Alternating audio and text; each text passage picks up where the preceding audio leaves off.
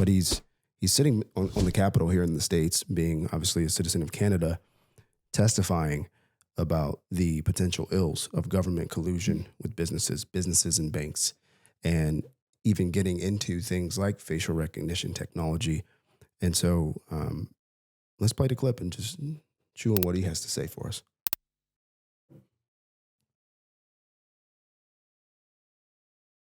Artificial intelligence and Real quick, facial pause it. recognition. For those of you who don't know what a Luddite is, a Luddite was during the time of the manufacturing era or boom, the Luddites were anti-manufacturing because they thought it would steal all these jobs. And he's being funny, but that's actually not what Jordan Peterson's getting at. He's not worried about people's jobs getting taken away. And massive computer surveillance and cameras on every street corner so that we could all be safer. Because there's tremendous danger and too much security. If the emerging collusion between government and corporation, gigantic corporation, continues in the manner that it is continuing, there won't be anything that you do that can't be used against you and will be used against you in very short order. And the concerns that are expressed here about the local consequences of that, let's say with regards to January 6th, seem to me to fail to take into account the much broader threat that lurks underneath that everyone should be attending to. We're in danger of eliminating the private sphere entirely.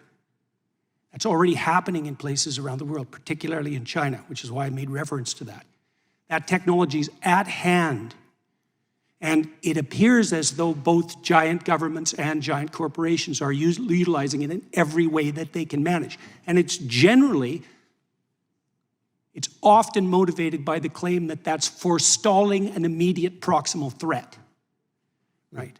Well, that's a short-term justification for engaging in a tremendous long-term danger.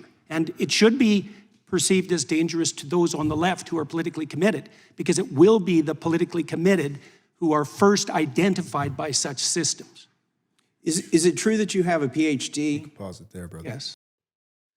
Yeah, he's warning of the risks of if we go down this route, we can't go back. And I wanted to talk about this earlier today. Cole actually just slacked you this idea, but this is all kind of stems from this idea of Keynesian economics versus Austrian economics, right? So for those of you who don't know what Keynesian economics is, it's this idea that markets are inefficient and that they need to be regulated.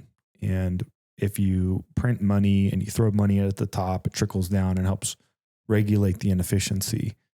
Austrian economics essentially says that markets are supposed to be inefficient, and when they become inefficient, the market will correct itself, right? It's this idea of laissez-faire or small government. And so it's always funny to me that like left-leaning people are pro Keynesian economics, they're pro big government, they're pro this that we're hearing, and people who are more conservative-leaning tend to be, hey, power to the people, small government, laissez-faire, stay out of my business, let the free markets do what the free markets will. Mm-hmm. Kind of in the middle of all this, there's this idea that capitalism gets a bad rap.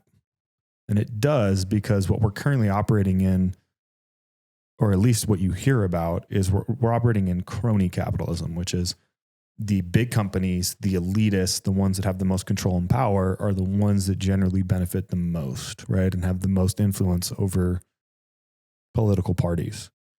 And so, do you really care at the end of the day what happens to the peasants if you're, sitting at the top of the ivory tower with the rest of the people making the laws? Probably not. It doesn't really affect you, right? And so what Jordan Peterson's getting at is like, hey, here's the risks of what happens if we go down this route. And truly what we've been talking about this whole time about independence and freedom and losing our ideology as American citizens of like everything that this country was founded on. Like that should really bother you, because the reason you get to live the life that you live and operate the way that you do is because you have those freedoms. But imagine a place like China, where if you spoke out against the government, that they just rounded you up and threw you in jail. Right. And so this is a step in that direction. When the federal government says they're going to roll out a centralized digital currency, you should be terrified, because now it becomes attached to a credit score. I don't know if you guys know this, but there's 700 million cameras throughout China that are already installing this social credit system. Right. That are tracking your every move. They can track your gait. They can track your facial expressions, It's already your here in the eyes, States. etc. We're already doing it in certain spots, airports, some airports. It's funny. I'm going to backtrack and just say, in this clip with Jordan Peterson, I try to listen for just key things that he says, just because he's such an intellectual. Yeah. And he strings together his words in a very potent way. But the one thing he said is there's great danger in too much security. And that piece is the part that strikes me about this and everything we're looking at. It's this constant notion, this utopian kind of ideology, that we need a world where no one gets their feelings hurt. We need a world where people don't die. They don't die young. They don't get sick. Injustice doesn't happen. Bad things don't happen. Crimes aren't committed.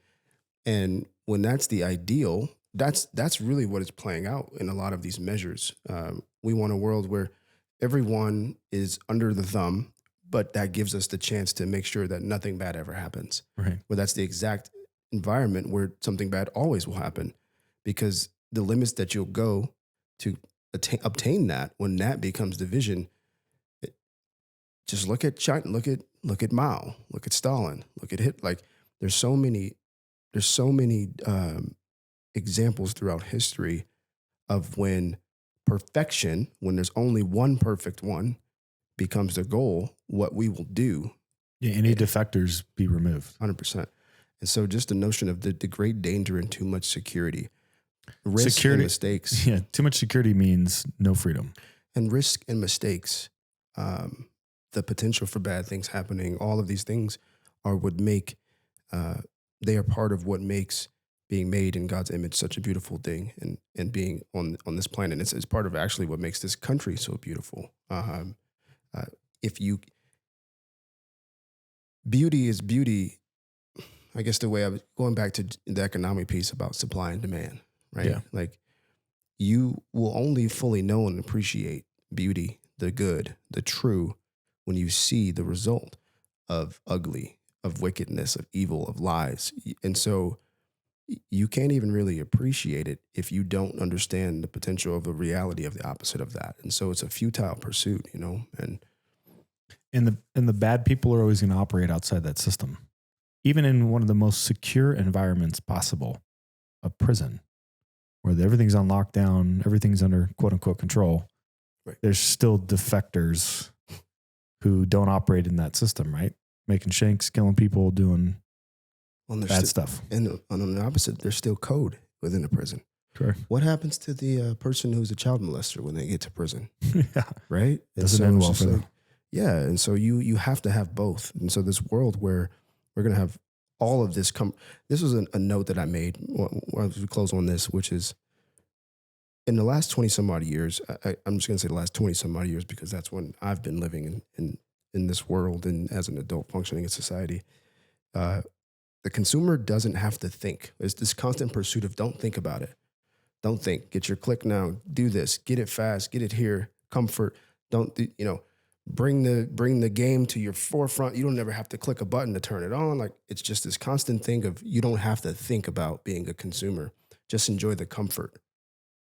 But if you live in a world where you don't have to think, well, what kind of world is that going to be? It's going to be the world that you didn't think about happening. Exactly. It's going to be the world that you didn't think about. And that is not going to be a world that you want to be a part of. I promise you that. 100%.